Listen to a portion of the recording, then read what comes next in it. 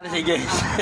Tanga yung mga ano sabi nila na posibleng may tumulong tapos sabihin nila na ano na nandito sa Pilipinas. Mali siya yan. Ang daming mga ordinaryong tao nakakatawid dyan. Huwag kang mag-alala, masarap naman ang niluluto mo.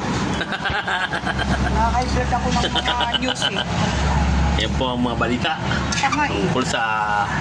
Wala daw volcano smog. Oh.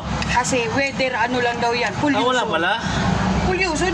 Kung kailan tumapat yung vulkan na sumabog, saka may pollution. Pag wala, hindi sila nagpabalita ng hindi nagpabalita ng polluted na yung Pilipinas, buong Manila.